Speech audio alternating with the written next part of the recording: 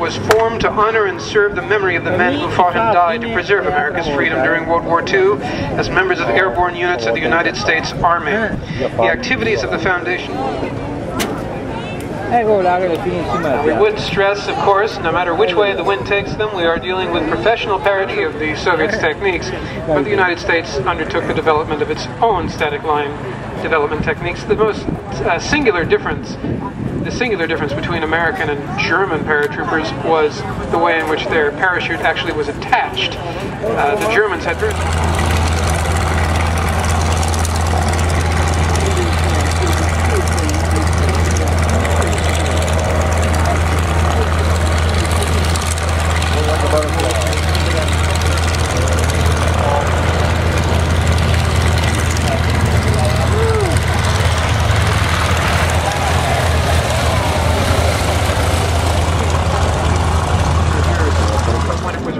it was in good order. It was a virtually unmolested, untouched, all original Piper J3 Cub.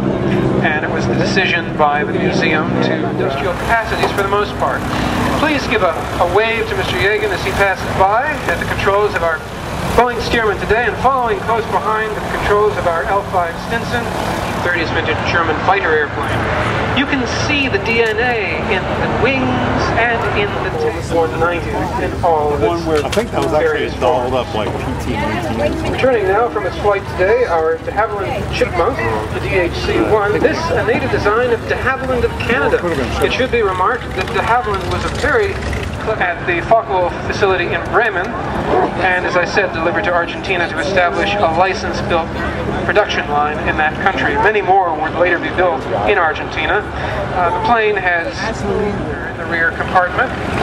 The polycarbonate PO2 would have carried originally a 5-cylinder M11 Shvetsov 100 horsepower radial engine. You compare that with the massive radial engines, 2 radial engines carried by our PBY-5A, and I can see one of our flight crew waving out of the cockpit window. Unlikely weapon system used to great effect by pilots on a budget. Taking to the sky now, the museum's consolidated PBY-5A Catalina.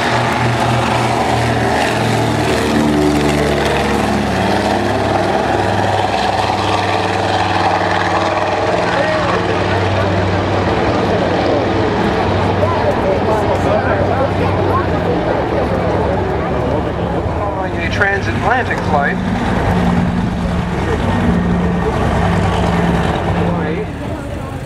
but also from aircraft carriers with names like Hornet, Enterprise, and Yorktown. As a matter of fact, I was reminded most recently that the USS Yorktown, which served in battle with the USS Lexington, was damaged beyond repair and actually had to be sunk by an American submarine. The Yorktown was badly damaged, but managed to limp back home to Hawaii, and then went from there into the shipyards for repair. It was a job that everyone at the time said would take 3 months. With 1,500 men working around the clock, 24 hours a day for 3 days, they got the ship back out to sea. And she joined the Hornet and Enterprise for what would become the Battle of Midway. Taking off now, 84 Skyway.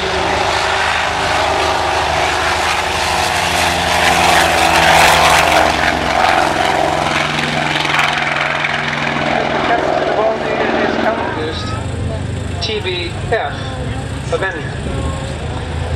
And here she comes now with Josh Wilson at the controls. At the Battle of Midway, there were only 6 TBF Avengers available.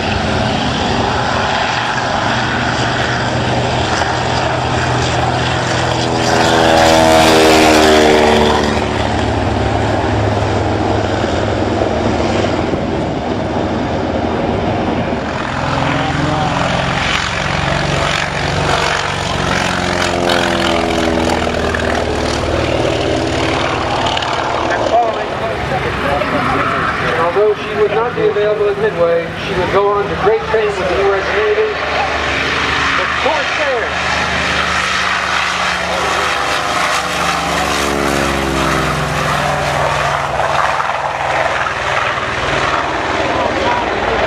FG-1D Corsair. Originally the F-4U Corsair, built by the Finesse with regards to field repairs. They could absorb a lot of damage, but they were much more useful in terms of a wonderful thing to hear.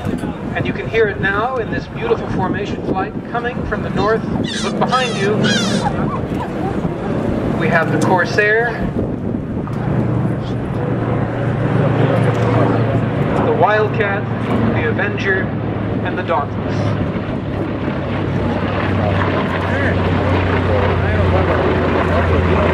You really feel like the real experience, the back seat of the Douglas Dauntless is available, and the back seat of the B-51 Mustang you keep visiting us.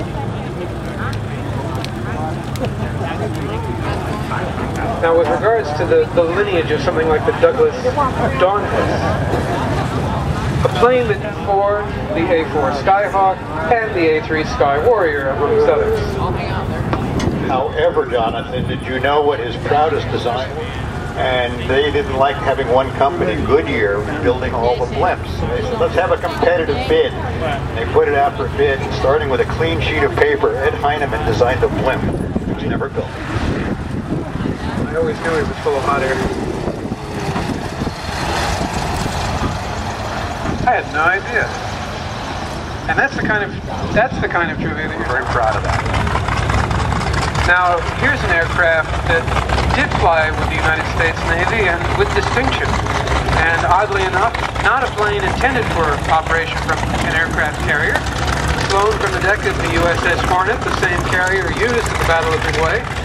And it's interesting, you look at a carrier like the Hornet, some more! B-25J, taking off, wild cargo.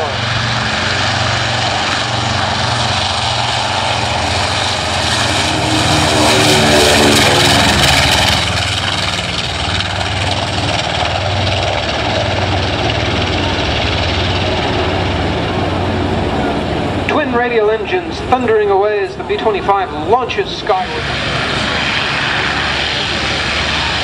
By our T-51D Mustang, double two.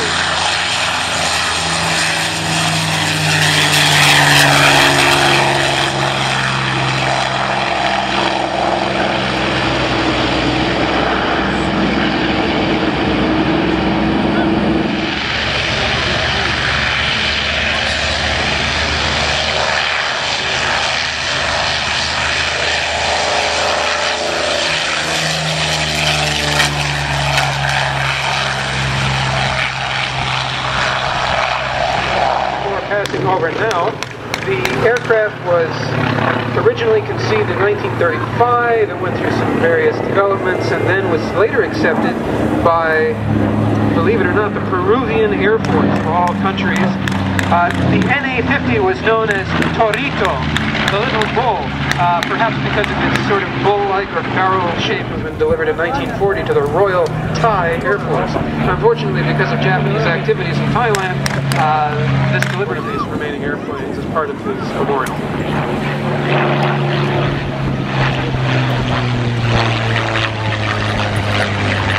One of the things you watch as you're doing this thing, of course, they're simulating.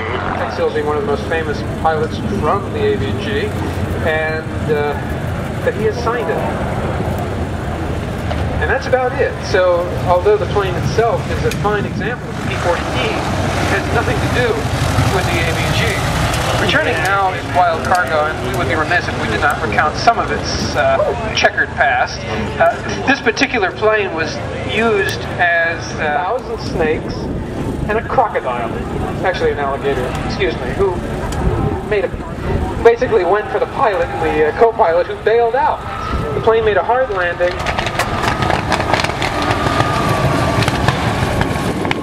Stark contrast to very smooth recovery of our P-51D today by Mr. Gerald Yegan.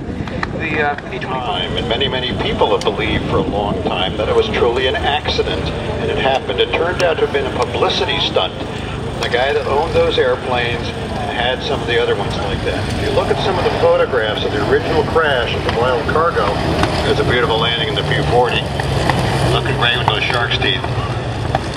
If you look at some of the original photographs,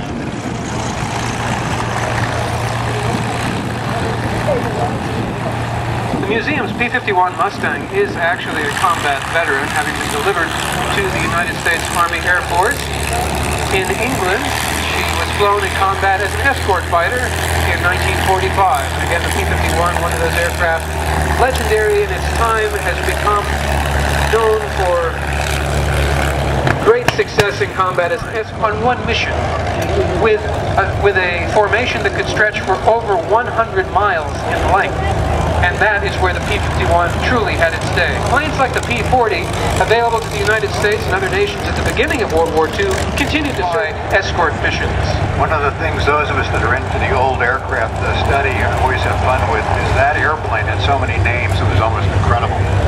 P-40 was the basic, and then of course the US system of putting a number after, a letter after it, and doing that. That's an N? No, is that an N?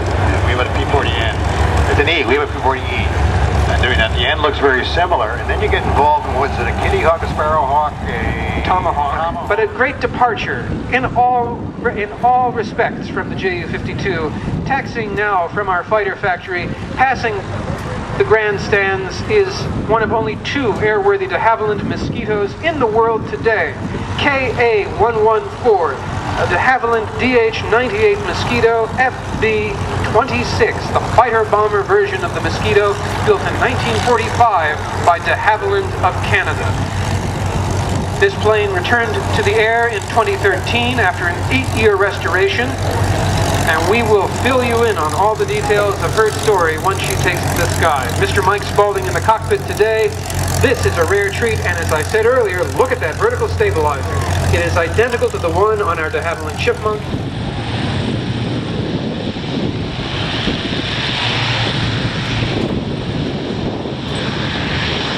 And here she comes now, KA-114.